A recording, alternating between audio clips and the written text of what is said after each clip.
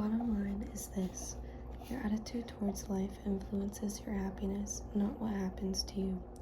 By now, you understand how your survival mechanism negatively impacts your emotions and prevents you from experiencing more joy and happiness in your life. In the next section, we'll learn about the ego. Section 2. What is the ego? Your survival mechanism is not the only factor affecting your emotions. Your ego also plays a significant role in shaping the way you feel. Thus, to gain more control over your emotions, it is fundamental to understand what your ego is and how it works. Now, let's clarify what we mean by ego. We often say that someone has a big ego, referring to the ego as something close to pride. While pride is undoubtedly a manifestation of ego, that's only one part of it. You may show no pride and appear humble while still being controlled by your ego. So what is the ego? The ego refers to the self-identity you've constructed throughout your life. How is this identity created? Put simply, the ego was created through your thoughts, and as a mind-created identity, has no concrete reality. Even events that happen to you bear no meaning in themselves. You give them meaning only through your interpretation of those events. Additionally, you accept things about yourself because people told you to do so. What's more, you identify with your name, your age, your religion, your political belief, or your occupation in a similar way. This attachment has consequences, as we'll see later in this book. Attachment creates beliefs, and these beliefs lead you to experience certain emotions. For instance, you may become offended when people criticize your religion or attack your political principles. Note that throughout this book, we'll refer to the ego as your story or your identity, using these words interchangeably. Are you aware of your ego? Your understanding of the way your ego works depends on your level of self-awareness. People at the lowest level of consciousness are not even aware the ego exists, and as a result, are enslaved by it. While on the other hand, highly self-conscious people can see through their ego. They understand how belief works and how excessive attachment to a set of beliefs can create suffering in their life. In effect, these individuals become the master of their mind and are at peace within themselves. Note that the ego is neither good nor bad. It's just a result of a lack of self-awareness. It fades away as you become aware of it, since ego and awareness cannot coexist. Your ego's need for an identity. Your ego is a selfish entity only concerned about its survival. Interestingly, it's somewhat similar to your brain in the way it operates. It has its survival mechanism and will do whatever it can to persist. As with your brain, its primary concern is neither your happiness nor your peace of mind. On the contrary, your ego is restless. It wants you to be a go-getter. It wants you to do, acquire, and achieve great things so that you become a somebody. As we already mentioned, your ego needs an identity to exist. The way it does that is through identification with things, people, beliefs, or ideas. Now let's look at some of the things your ego uses to strengthen its identity. Physical items. The ego likes to identify with material things. It thrives in today's world. Perhaps we can say capitalism and the consumer society we're living in today is the creation of a collective egos, which is why it's been the dominant economical model in recent decades. Marketers correctly understand people's need to identify with things. They know how people don't just buy a product. They also purchase the emotions or story attached to the product. Often, you acquire certain clothes or a particular car because you want to tell a story about yourself. For instance, you may want to enhance your status, look cool, or express your unique personality, and choose the products most closely associated with these ideals. Using things to create a story you can identify with is how the ego works. It doesn't mean things are wrong per se. It's a negative issue only when you become overly attached to material things, believing they can fulfill you, which they can't. Your body. Most people derive their self-worth from their physical appearance. Your ego loves the way you look because it's the easiest thing to recognize and quantify. When you strongly associate with your physical appearance, you tend to identify more easily in physical and emotional pain. Believe it or not, you can observe your body without identifying with it. Friends and acquaintances. The ego also derives a sense of identity from your relationships with others. The ego is only interested in what it can get from them. In other words, the ego thrives on the way it can use people to strengthen its identity. If you are honest with yourself, you'll realize most of the things you do attempt to obtain the approval of others.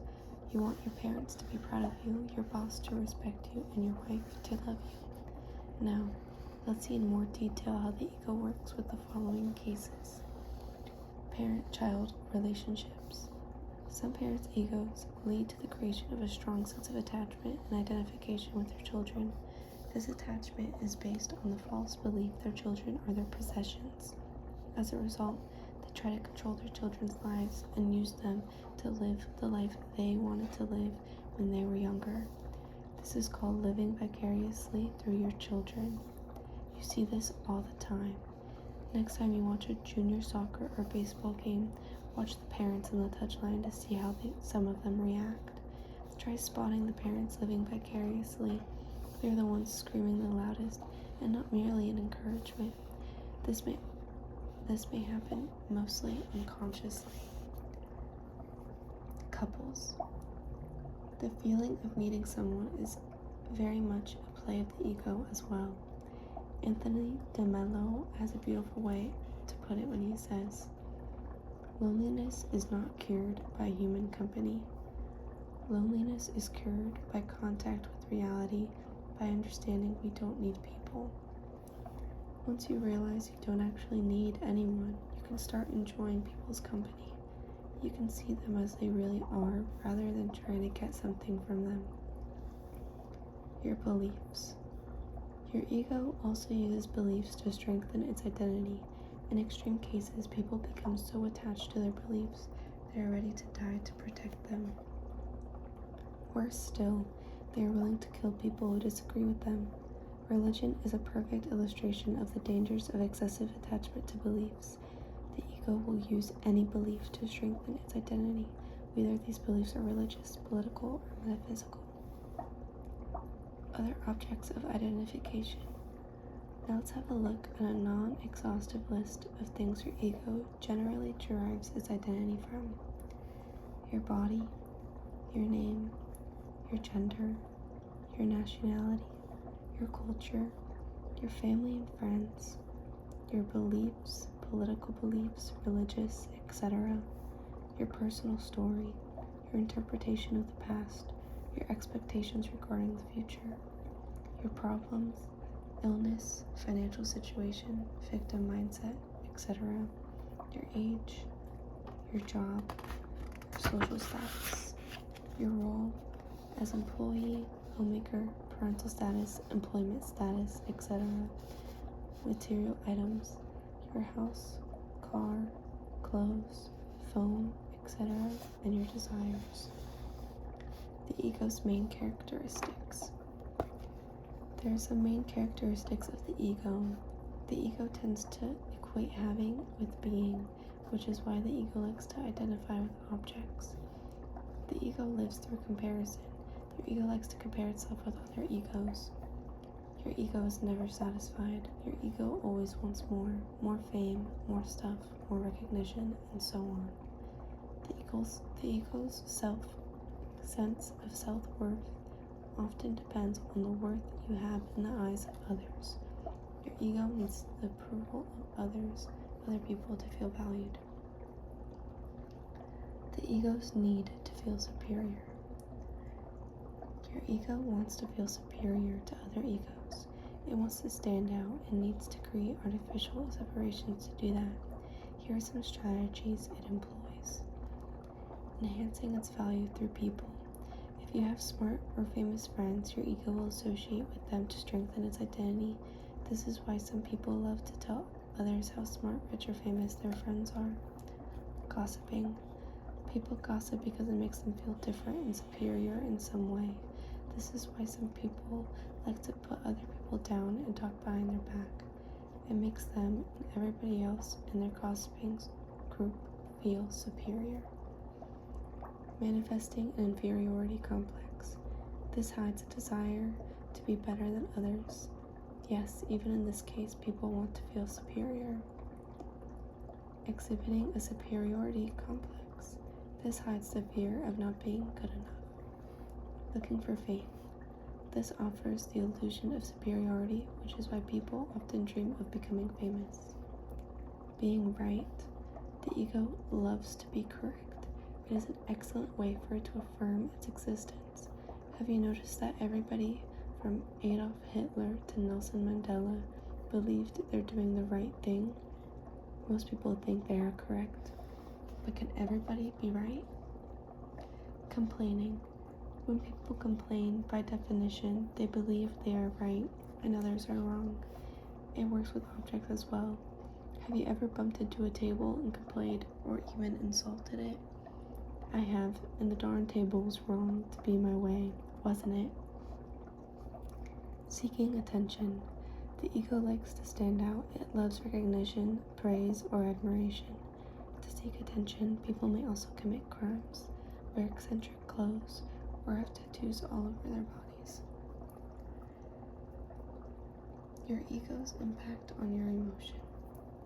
Understanding the way your ego works can help you better control your emotions. To do this, you must first realize your current story is the result of strong identification with people, things, or ideas. This intense identification is the root of many of the negative emotions you experience in your life. For instance, when life doesn't unfold accordingly to your personal story, you get upset, or when someone challenges one of your beliefs, you become defensive. In short, most of your emotions are based on your personal story and the way you perceive the world.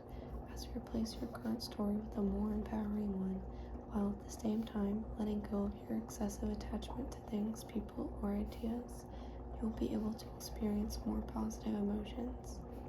Later in this book, we'll see how you can change the way you interpret